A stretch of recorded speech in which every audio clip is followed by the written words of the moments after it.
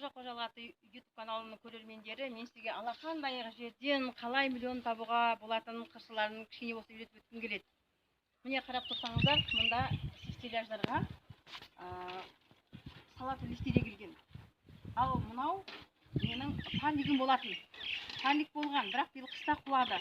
Бұл баклажкадан жасалған паниктер міне. Баклажкалар бір-біріне тигізе отырып, ішінен және сыртынан пленка тұтып істейтін болсақ, қыстың күні термостат өте жылы болады. Міне баклажкалардың сыры осы да көбісі айтады, қалай істедіңіздер? Бұл кәдімгі баклажкадан істедіңіздер, бір-біріне тигізіп, арасында су тұр, сүттерін ойғанымыз міне.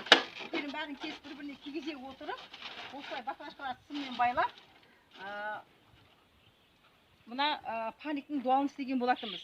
Бірақ биылғы қыста осы паник құлағаннан кейін, қазір күзге дейін қалдырып отырмыз. Күзде қайтадан бұл паникті іске қосамын деген үміттемін. Ал енді біздер қысымен осы стеллаждар жасап, стеллаждарға салат листегенбіз және осы алақандай жердің барлығын екі сотық жерде мен 6 сотыққа айналдырамын. Мен енді сіздерге міне өзімнің немді көрсетіп шығайын. Міне мынанда картошкалар егілген, міне болгарскийлар егілген. Және мына менің еккен помидорларым, міне бұлардың барлығы да, міне помидорларым, бұлар биогумусқа егілген. Мына картошкалар 23 наурыз күні биогумусқа егілді. Астында биогумус, жарты литр компост, жарты литр биогумус салынып, және де сұйық биогумус құйылып, осы картошкалар егілген болады. Міне гүлдері төгіліп жатыр. Жақында осы айдың соңына қазамыз деп отырмыз. Уже астындағы өнімдері өте жақсы. Мына салатовый листер алынбай егілген сәбіздер. Қараңыздар. Үйдің ішінде бәрі бар. Осы кішкентай ғана алақандай жерде мен бәрін егіп отырмын. Өйткені алақандай жерің болса да кәсіпке айналдыр деген хадисте сөз бар. Осында алақандай жерден миллиондар табуға әрине болады. Егер сіз жалқауланбасаңыз, ақша жоқ деп отырудың қажет жоқ. Міне бұл менің кішкентай ғана 2 сотық жерге егілген, биогумусқа егілген өнімдері. Мына жақта зелендер тұр. Ал мына стеллаждың мына жақта да міне стеллаждар істелінген. Сырт жағында стеллаж істелініп, укроптар және де бұл жақта зелендер егілген.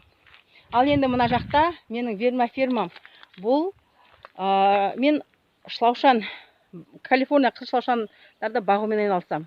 Қараңыз, ана жақта қора тұр. Мына жақта менің парнигім, атаңызға айналған бывший парнигім бұл. Бірақ біз күзде бұны қайта қалпына келтірем деген үмітім бар. Ал енді мында шлаушан, ал енді мында да сол бұл 24 наурыз күні егілген менің картошкаларым. Астына биогумус салынған, жарты литр компост, жарты литр биогумус салына отырып өндірілген картошкалар. Жақында айдың соңында бүгін 23 мамыр. 23 мамыр уже 2 ай 60 күн болды деген сөз. Егілген күннен есептеп жатып, шыққан күннен емес. Ал енді мында қараңыздар, мында 1 куб, яғни 1000 литр бактерия өндіріліп жатыр. Міне 1000 куб. 1000 литр 1 куб бактерия өндіріліп жатыр. Ал мында менің шлаушандарым жатыр міне. Осы алақандай жерде мен Калифорниялық қызыл шлаушандарды өсіремін, биогумус өндіремін.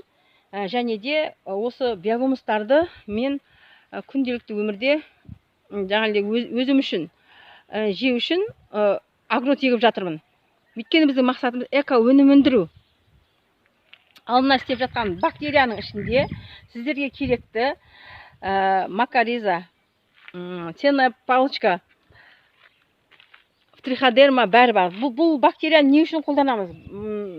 Бактерияны әуелі компост жасау үшін қолданамыз. Екінші, өсімдіктерге витамин ретінде пайдаланамыз. Бұның үшін өсімдіктерге пайдалы витаминдердің бәрі бар. Компост жасау үшін осы 1 кубына 1 литр бактерияны қоса отырып, біз көңді жақсылап қыздырып аламыз. Көңді жақсылап қыздырып компост дайындаймыз. Ал енді осындай бактериямен дайындалған компосттарымыз және оған біз М-биогум деген витамин себеміз. Сонда М-биогуммен және М-бактериямен байытылған компосттардың құрамы өте жақсы микроэлементтермен байытылып, жақсы тыңайтқышқа айналады. Оны шлаушандарға азық ретінде пайдалансаңыз да болады, компостты және де тыңайтқыш ретінде агротқа пайдалансаңыздар да мүмкіндік өте мол. Құрметті бауырлар, қазақстандықтар, уақытты босқа өткізбеңіздер. Алақандай жеріңіз болса да кәсіпке айналдырып, содан үлкен өнім алуға әрекет жасаңыздар. Біздің негізгі миссиямыз мына Қазақстанның жерін тыңайту және де эко өнім алу.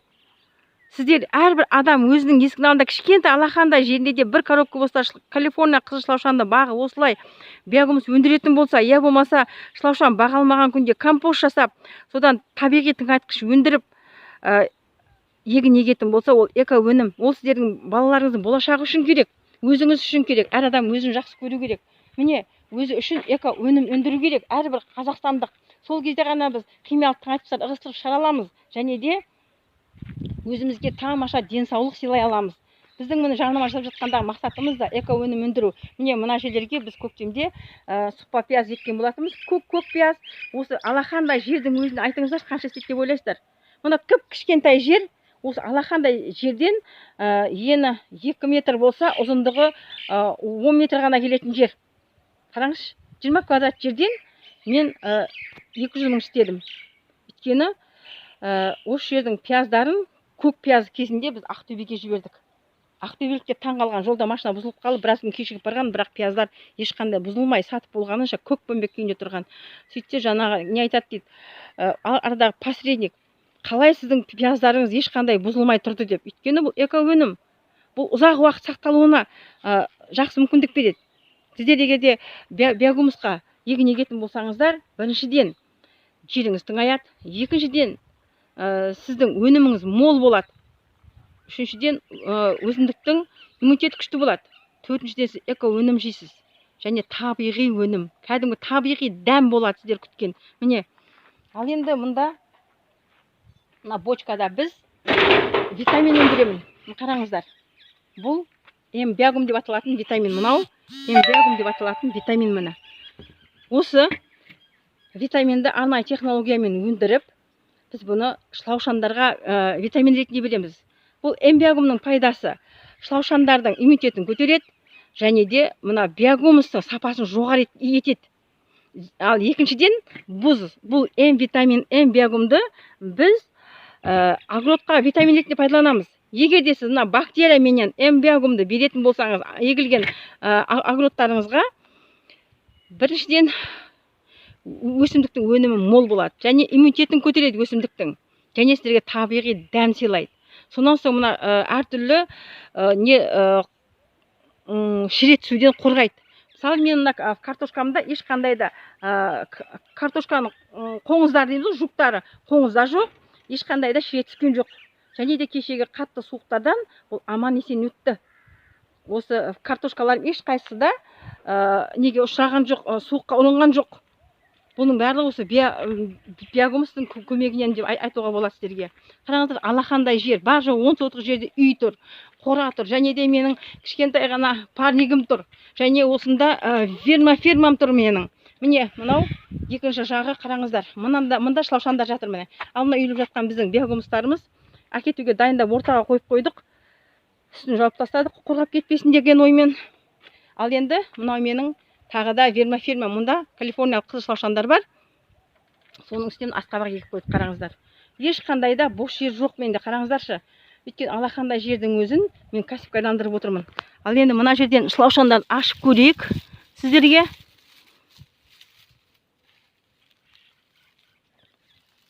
Ыстық күнде шылаушандар астына қашып бара жатыр. Міне мынау менің калифорниялық қызыл шылаушандарым міне. Өсіп жатқан калифорниялық қызыл шылаушандарымыз. Міне мына тығыздығын қараңыздар. Міне тығыздық. Міне шылаушандар. Мен тек қана бір шетін ғана ашып көрсеттім сіздерге. Міне бұл калифорниялық біздің өсіп жатқан қызыл шылаушандарымыз. Міне осы алақандай жерде мен кішкентай жерде шылаушанды да өсіремін. Міне егіндерім керекті, өзіме керекті көкөністің бәрін егіп жатыр міне. Мына шетінде де огурцы да егілген, қарбыз да бар, зелендер де бар. Бәрін егіп тастағанбыз. Алақандай жердің өзін біз үлкен кәсіпке айналдырып отырмыз. Ал мен сіздерге айтарым, үйде отырған әрбір ана бір ғана айспыға, жаңа пенсияға күніңізді қаратпай, осылай кішкентай ғана жердің өзіне шылаушан бағып, биогумус өндіріп, өзіңізге эко өнім өндіретін болсаңыз, сіз біріншіден айта кететін зат, мына эмбиагумды өндіргеннен кейін мына бочкаға 60 литр биогумус салынған. Мұның суын құйып алғаннан кейін астында бұның қою қалады. Ол қою өте витаминдерге бай. Өйткені ол кәдімгі сұйық биогумустың астында қалған, уже витамині мол зат деп есептелінеді. Соның қоюын алып, біз тастамаймыз, оның өзінде алып келіп. Мұнда мен помидорларым көріп тұрсыздар, астың ішін бәрі қазір жарылып тұр. Мұны біз өйткені бүгін бәрі құйып алдық.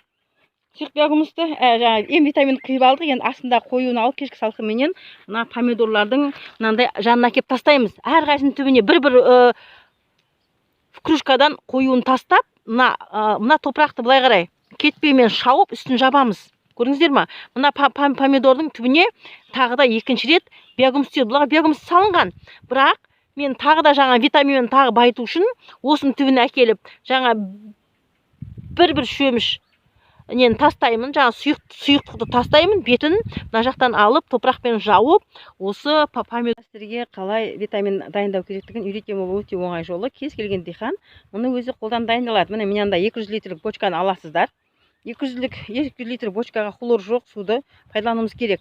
Мен тек бос бочканы ғана көрсетемін, өйткені маған дәл қазір оны дайындаудың қажеті жоқ. Жай ғана түсіндіремін. Міне осы 200 литрлік бочкаға мынадай арабамен бір араба көк шөп толтырып алып келесіз. Арабаны кез келген көк шөп, арам шөпті жинап алып келесіз де, осы арабадағы шөпті алып, мынау бочкаға саласыз. 200 литрлік бочкаға саласыз. Оның үстіне 1 литр ашыған сүт, я болмаса айран. Піскен айран болса бола береді. Тұрып қалған айран болса, ең бастысы 1 литр айран, я болмаса сүтті құясыз.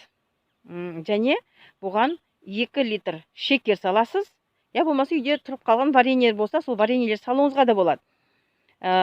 Сонан кейін оның үстіне 1 шелек малдың жаңа көңін алып келесіз. Мысалы, сиырдың жаңа тезегінен 1 шелек алып келіп, ішіне саласыз.